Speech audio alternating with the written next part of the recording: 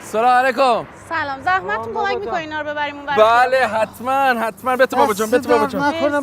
بفرمایید. پسر مثل تو داشتم. قرارمون عین پسره حاج آقا، بفرمایید. فقط نازم ماشین زرت نگنه، بفرمایید. یواش بابا جان. خوب هستی شما؟ مرسی ممنون. شما میخوای بره خرید بعد یک نفر همراه تا بیشه کمک تا کنه اینجور نباید یک وقت بیای. بفرمایید باس با یواش.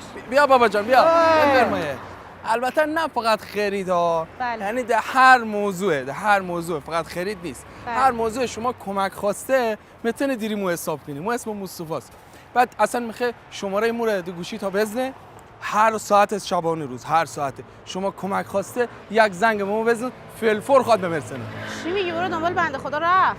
بنده خدا؟ آره دیگه بنده خدا. یعنی بابات نبی؟ نه بابام نبود، دیدم وسیله داره گفتم کمکش کنیم بیادیم ور خیابون. حال خواهد تو کمک نمیخواد؟ نه. حتما میخواد شما هم دیشته باش 1% اگه یک جو. یعنی چی؟ چه حرفی داری میزنی؟ برو ببینم من نامزدم میاد دنبالم. نامزدم داری؟ بله با اجازهتون. نامزد داری پرچنگی نگو بیا کمک آقا. به تو چه؟ پر بی ادب بی تربیت.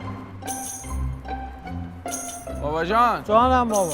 مو کار برام پیشه میان نمیتونم دیگه تا خناتو بیام. خودت بابا ناره. بیا بابا جان دیگه من که دست و بال ندارم برم. یه چمه دیگه مونده. همینا ماشاءالله بیار. چه هم خرید کرده ای. آخه میخواد دخترم از آمریکا بیاد بابا جان. بله. مجرده؟ جان؟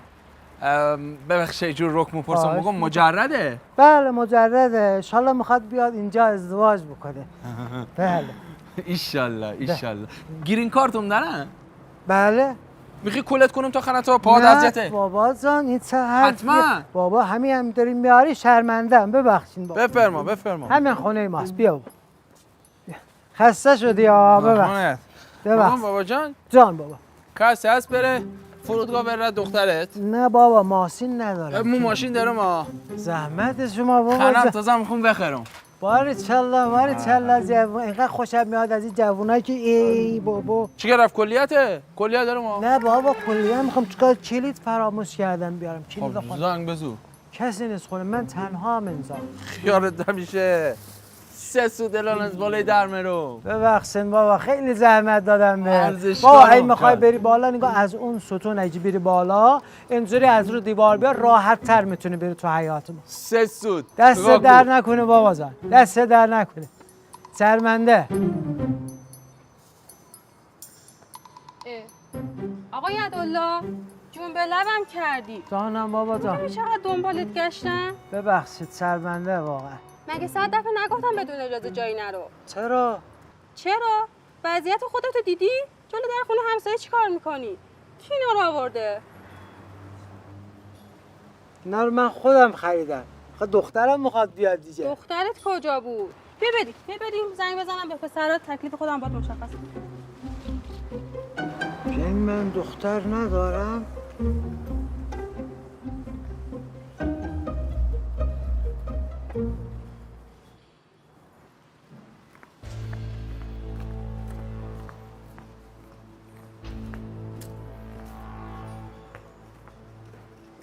اینجا چیکار می‌کنی پسر جان؟ بالا دیوار چه غلطی می‌کنی؟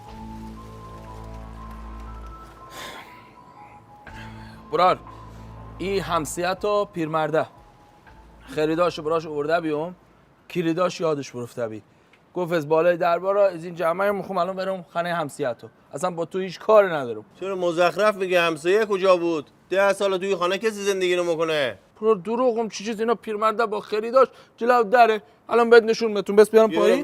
بیا از اینجا نمیخواد دست بده ما بیا پایین. ببین چی خب از دو بر میرم پایین. بیا از اینجا پایین. بس پام بردارم. کو پیرمردی نیست که. برار همونجا استیه. وقت بیا ببین کجا استیه؟ نیست.